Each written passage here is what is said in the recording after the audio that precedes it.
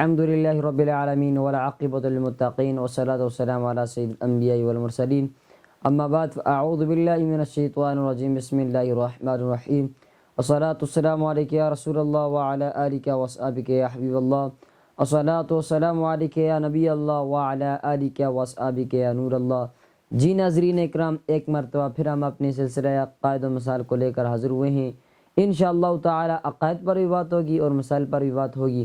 تو اس سلسلے میں ہمارے ساتھ موجود ہیں اعلیٰ دتہ المدنی صاحب، جو کہ صحابہ کرام علیہم رضوان کے بارے میں گفتگو کریں گے۔ وہ صحابہ کرام جن کو خدا تعالی نے اپنے محبوب کریم صلی اللہ علیہ وسلم کے لیے منتخب کیا، وہ صحابہ کرام جب وہ نبی کریم صلی اللہ علیہ وسلم کے سامنے بیٹھتے تو نبی کریم صلی اللہ علیہ وسلم کا چہرہ ان کی آنکھوں میں، صحابہ کرام علیہم رضوان کا چہرہ نبی کریم صلی اللہ علیہ وسلم کی آنکھوں میں نظر آتا۔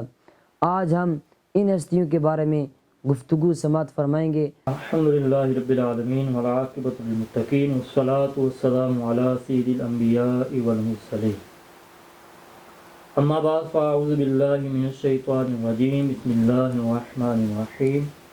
الصلاۃ والسلام علیک یا سیدی یا رسول اللہ وعلی آلک واصحابک یا حبیب اللہ۔ الصلاۃ والسلام علیک یا نبی اللہ وعلی آلک واصحابک یا نور اللہ۔ اللہ تعالیٰ کا کروڑوں بار شکر ہے کہ رب تعالیٰ نے ہمیں ماہ مقدس کی بابرکت ساعتیں عطا کی ہیں۔ ان بابرکت ساعتوں میں ہم عقائد اور مسائل کے سلسلہ میں ہم سب شریک ہو رہے ہیں۔ اللہ کی بارگاہ میں دعا کرتے ہیں کہ رب تعالیٰ ہماری اس ادنا سی کاوش کو اپنی بارگاہ میں قبول اور منظور فرمائے اور کل روز قیامت ہم سب کے لیے ذریعہ نجات بنائے۔ آج ہم صحابہ کرام علیہم رضوان کے متعلق سماعت کریں گے۔ صحابہ کرام علیہم رضوان وہ مقدس اور نیک ہستیاں ہیں کہ جن کو رب تعالیٰ نے اپنے محبوب صلی اللہ علیہ وسلم کی سنگت کے لیے منتخب کیا تھا۔ یہ وہ مقدس ہستیاں ہیں کہ رب تعالیٰ نے قرآن پاک میں فرمایا کہ ان کے ایمان کی طرح تم ایمان لے کر آؤ گے تو تم ہدایت یافتہ بن جاؤ گے۔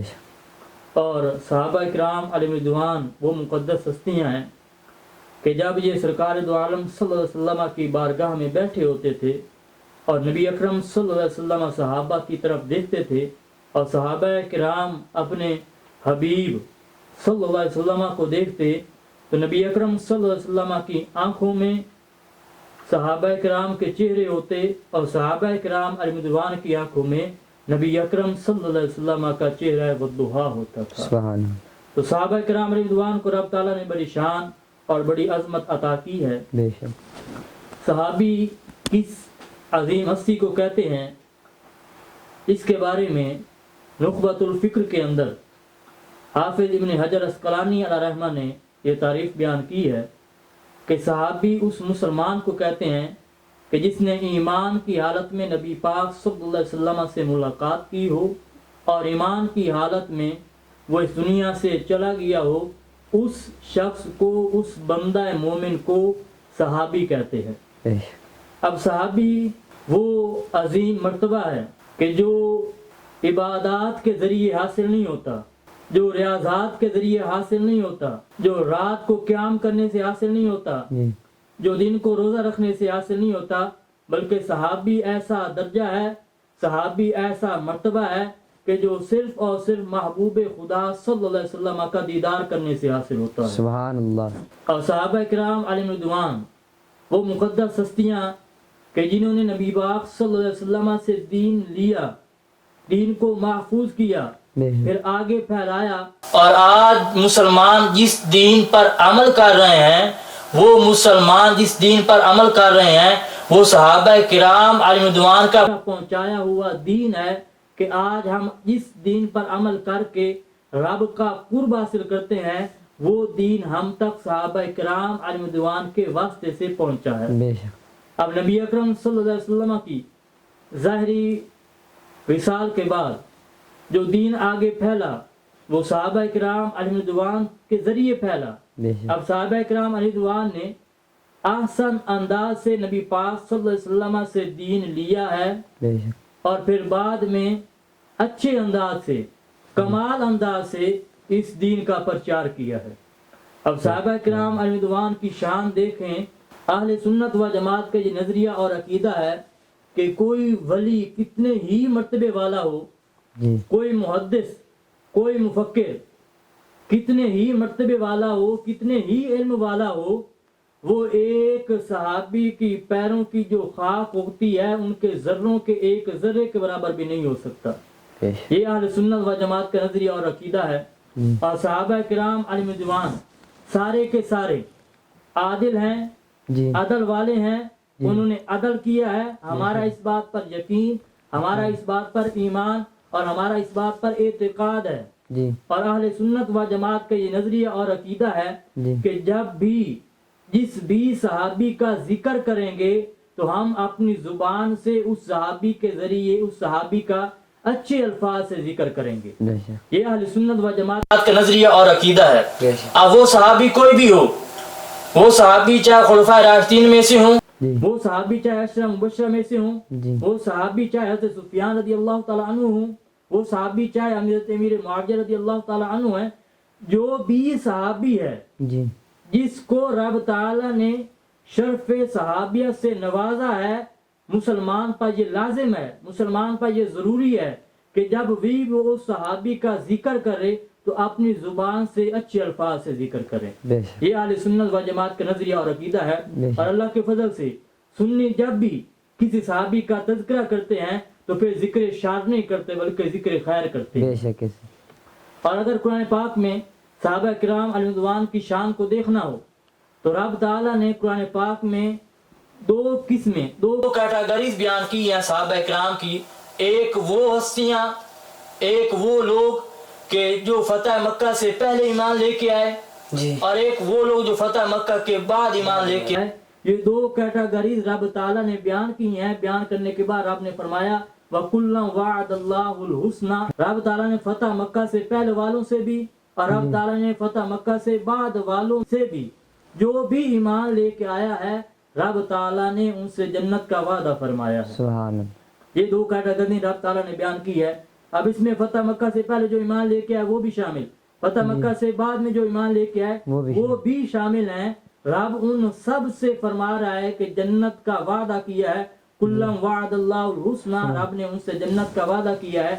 اب اس آیت کریمہ میں کوئی بندہ بھی حضرت سفیان رضی اللہ تعالیٰ عنہ کو نہیں نکال سکتا، جی کوئی بندہ بھی حضرت امیر معاویہ رضی اللہ تعالیٰ عنہ کو نہیں نکال سکتا، کوئی بندہ بھی حضرت ابوبکر صدیق رضی اللہ تعالیٰ عنہ کو نہیں نکال سکتا۔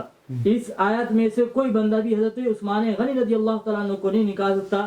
جو بھی صحابی ہے رب تعالیٰ نے ہر صحابی سے جنت کا وعدہ کیا ہے۔ جی تو یہ جو نعرہ ہے ہر صحابی نبی جنتی جنتی، یہ کسی کا ذاتی نہیں بلکہ یہ قرآنی نعرہ ہے۔ بے شک اور رب تعالیٰ نے یہ عقیدہ بیان کیا ہے کہ سرکار دو عالم صلی اللہ علیہ وسلم کا جو بھی صحابی ہے وہ جنتی صحابی ہے۔ بے شک۔ اب اسی طرح اگر حدیث کریمہ کی طرف ہم نظر کریں اور دیکھیں کہ سرکار دو عالم صلی اللہ علیہ وسلم نے اپنے فرامین میں، اپنی احادیث میں اپنے صحابہ کرام کی کیا شان بیان کی ہے۔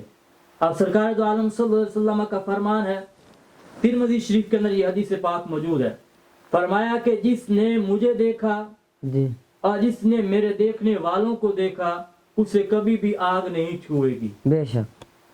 اب ایک حدیث پاک ہے، اس حدیث پاک پر ہی ہم غور کریں تو اس حدیث پاک میں وہابیت کا بھی رد ہے، بے شک۔ اس حدیث پاک میں رافضیت کا بھی رد ہے۔ وہ کیسے کہ نبی اکرم صلی اللہ علیہ وسلم کا فرمان ہے، فرمایا کہ جس نے مجھے دیکھا اسے بھی آگ نہیں چھوئے گی۔ اب صحابہ نے کس کو دیکھا؟ سرکار دو عالم صلی اللہ علیہ وسلم کی ذات کو، اور شرف صحابیت سے وہ مشرف ہوئے۔ اب سرکار دو عالم صلی اللہ علیہ وسلم کی حدیث پاک کے مطابق صحابہ کو آگ نہیں چھوئے گی۔ بے شک۔ یہ رافضیت کا رد ہے۔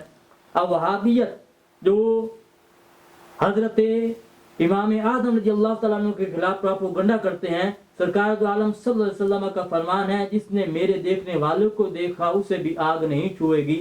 تو حضرت نعمان میں ثابت حضرت امام اعظم ابو حنیفہ رضی اللہ تعالیٰ عنہ تابعی بزرگ ہیں، انہوں نے صحابہ کرام کی زیارت کی ہے، تو سرکار دو عالم صلی اللہ علیہ وسلم کی حدیث پاک کے مطابق حضرت امام اعظم رضی اللہ تعالیٰ عنہ کو آگ نہیں چھوئے گی. بے شک. اب اسی طرح مزید حدیث کریمہ کی طرف ہم غور کریں تو نبی اکرم صلی اللہ علیہ وسلم کا فرمان ہے. جی فرمایا کہ اس پاک کا خلاصہ ہے ترمذی شریف کے اندر، فرمایا کہ جب بھی تم دیکھو کہ جو میرے صحابہ کرام کو برا بھلا کہتے ہیں، جی صحابہ کو برا کہتے ہیں، فرمایا کہ تم کہو رب تعالیٰ کی تمہارے شر پر لعنت ہو. بے شک. اب اسی طرح ترمذی شریف کے اندر یہ حدیث پاک موجود ہے. نبی اکرم صلی اللہ علیہ وسلم کا فرمان ہے، جی فرمایا کہ میرے صحابہ کے معاملے میں اللہ تعالیٰ سے ڈرتے رہنا، جی میرے بعد انہیں تنقید کا نشانہ نہ بنانا. فرمایا جو بھی میرے صحابہ سے محبت کرتا ہے وہ مجھ سے محبت کرنے کی وجہ سے محبت کرتا ہے. سبحان. بے شک. اور فرمایا کہ جو میرے صحابہ سے بغض رکھتا ہے وہ میرے بغض کی وجہ سے بغض رکھتا ہے. ابھی سیاد کریمہ نے سرکار دو عالم صلی اللہ علیہ وسلم نے واضح بیان فرما دیا کہ صحابہ سے جو محبت کرتا ہے وہ بے شک بنیادی طور پر سرکار دو عالم صلی اللہ علیہ وسلم سے محبت کرنے کی وجہ سے کرتا ہے. بے شک. اور صحابہ کرام علیہ رضوان سے جو بغض رکھتا ہے وہ دراصل نبی اکرم صلی اللہ علیہ وسلم سے بغض رکھنے کی وجہ سے رکھتا ہے.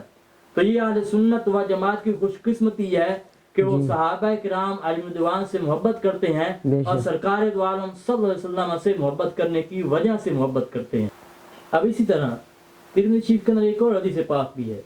نبی پاک صلی اللہ علیہ وسلم کے حدیث پاک کا خلاصہ ہے، فرمایا میرا صحابی جہاں بھی فوت ہوگا جی کل قیامت والے دن وہ وہاں کے مسلمانوں کے لیے نور بھی بنا کر اٹھایا جائے گا اور رہنما بنا کر بھی اٹھایا جائے گا. سبحان اللہ. اب صحابہ کرام علیہ رضوان کہ جن کی شان رب نے بیان کی، جی جن کی شان نبی اکرم صلی اللہ علیہ وسلم نے بیان کی، تو ہمارا بھی حق بنتا ہے، بندہ مومن کا حق بنتا ہے، جو بندہ اللہ پر ایمان لے کے آ رہا ہے، نبی پاک صلی اللہ علیہ وسلم کی ذات پر ایمان لے کے آ رہا ہے، پھر اس کا حق بنتا ہے کہ وہ نبی پاک صلی اللہ علیہ وسلم کے صحابہ کی تعظیم کرے. اب صحابہ کرام علیہ رضوان میں حضرت امیر معاویہ رضی اللہ تعالیٰ عنہ شامل ہیں، وہ بھی صحابی رسول ہیں. جی کوئی بھی بندہ ان کو لعن طعن کا نشانہ نہ بنائے.